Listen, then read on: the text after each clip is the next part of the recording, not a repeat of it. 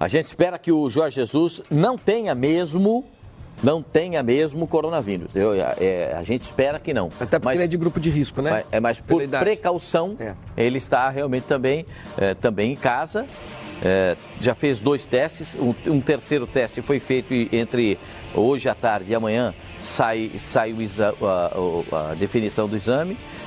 Alguns especialistas, aí você tem que levar em consideração as pessoas que são especialistas, os médicos, entendem que o exame pode dar inconclusivo, porque ainda não foi feito o período completo de incubação, né? Outros entendem que deu inconclusivo, porque ele ainda não desenvolveu a doença. Então, vamos aguardar para ver o parecer final dessa situação. O Jorge Jesus tem mais de 60 anos, conviveu com um diretor do que esteve na Espanha e mostrou... Positivo, né? Testou positivo. E está fazendo tratamento em Brasília, né, com um dirigente do Flamengo.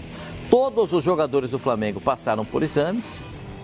Todos os dirigentes do Flamengo passaram, todos os funcionários que estiveram com esse dirigente do Flamengo passaram por exames, porque realmente é uma situação muito delicada, né?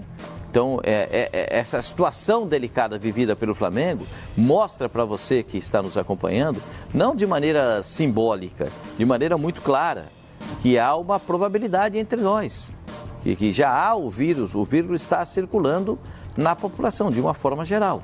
Então, por isso, todas as precauções são absolutamente necessárias nesse momento. Então, eu espero que vocês continuem compreendendo e entendam a nossa manifestação, a nossa postura nesse caso, que é de você se precaver e você ter a possibilidade de conseguir passar por esse momento sem muitos problemas, porque todos terão problemas. Uns mais, outros menos, mas todos terão problemas. E a gente espera que os problemas que você tenha pela frente sejam os menores possíveis. Mas cabe a nós, é missão do jornalista, alertar para o que está acontecendo. Então, eu continuo achando muito estranho, eu disse aqui em off para meus companheiros, vou dizer aqui para vocês, muito estranho a Olimpíada, né? O Comitê Olímpico Internacional já não alterar a Olimpíada para o ano que vem. Acho muito estranho. Por que eu acho estranho? Primeiro, porque estamos convivendo com essa situação. Depois, os atletas não podem praticar as suas atividades de acordo com os problemas que estão sendo vividos. Terceiro, eles não chegarão prontos para os Jogos Olímpicos. Está cheio de seletiva que não teve ainda, né, Eugênio? Está cheio de competições que não foram nem disputadas. De 50 modalidades, 42 indefinidas. Então, você não sabe nem quem pode participar da Olimpíada. E outra coisa, os atletas precisam estar no ápice para a disputa de um pré-olímpico e no ápice, mais do ápice, na ponta dos cascos para os Jogos Olímpicos. Eu não entendo como é que a Olimpíada ainda não foi transferida. Eu acho que é questão de tempo, não vai ter jeito, Pascoal. Não vai ter jeito. Também exatamente por aquilo que a gente já citou aqui, porque o coordenador olímpico do Japão testou positivo para o coronavírus. Então, mas independente disso, mesmo que no Japão essa pandemia de coronavírus, ela esteja controlada. Vem gente para todo lado, vem gente de todos os lados para se reunir no país. Então ela vai ser inevitável. De 190 nacionalidades diferentes, isso se forem só atletas. Faz sentido. Digamos que vamos proibir a vinda de jornalistas, vamos proibir torcedores? A vinda de torcedores, de fãs, né, de Olimpíada e tudo mais. Só atletas. São quantos mil atletas? 12 mil, não é isso? Quanto que foram? Na última Olimpíada aqui no Brasil, acho que foram entre 12 e 13 mil. De todos os países. Pois é. Todos os países do mundo. Uma Olimpíada hoje, pensar uma Olimpíada o maior crime.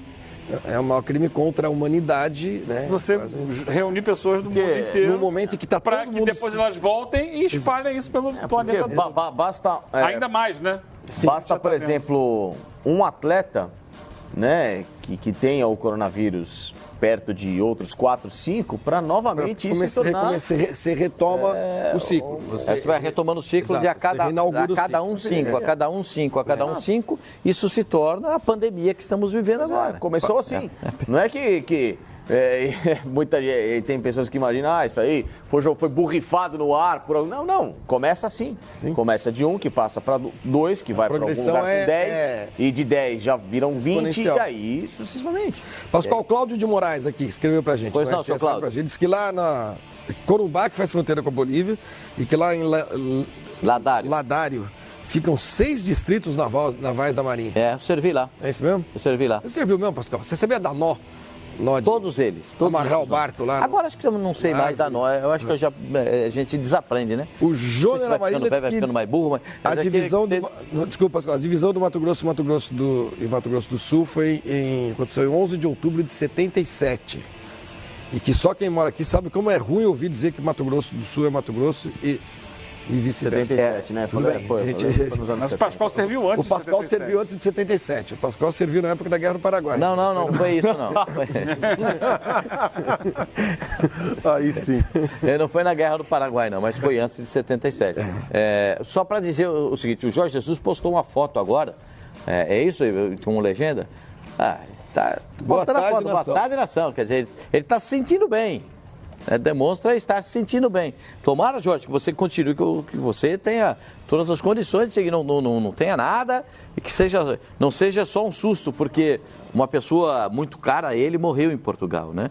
Que trabalhou com ele, do Benfica, um ex-massagista do Benfica, que trabalhou com ele sentiu muito a morte dessa pessoa lá em Portugal.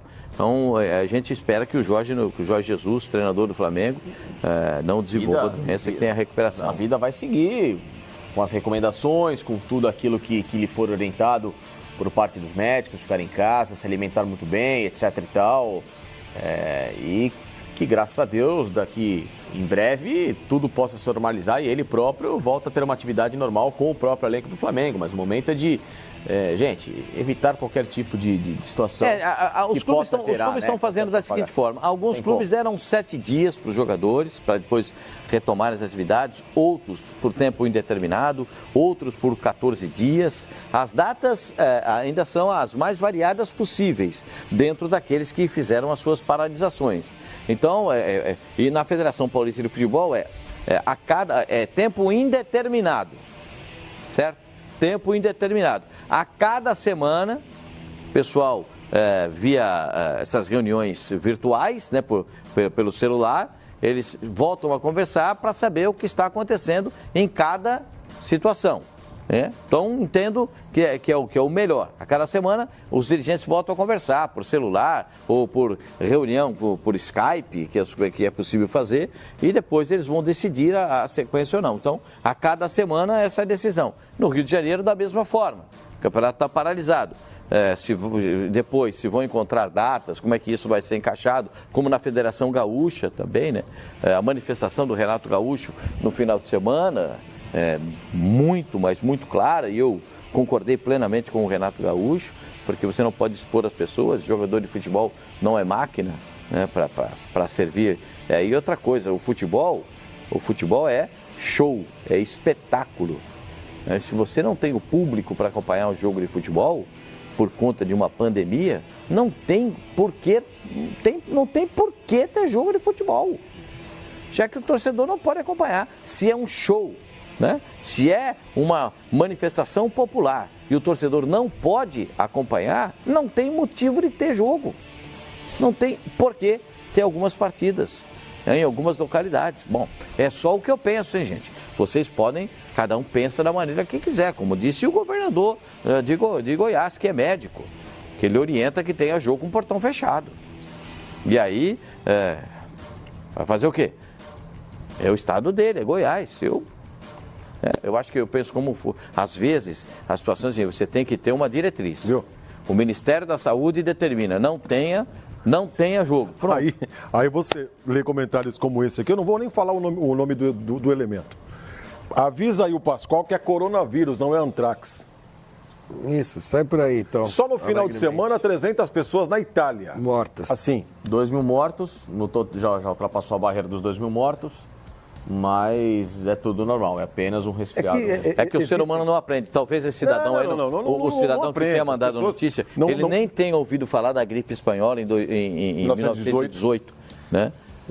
Talvez não tenha nem um dos motivos na nem época, ouvido falar disso. E um dos aí, motivos na época da gripe espanhola, que infelizmente ela dizimou boa parte da população, é porque faltava justamente uma coisa chamada, à época, propagação de comunicação. Não se tinha, à época, a tecnologia. Faltava informação. Faltava informação. Mas hoje tem informação, mas também hoje tem informação, e hoje tem informação. E se tem pessoas que ainda tem batem de frente. responsável.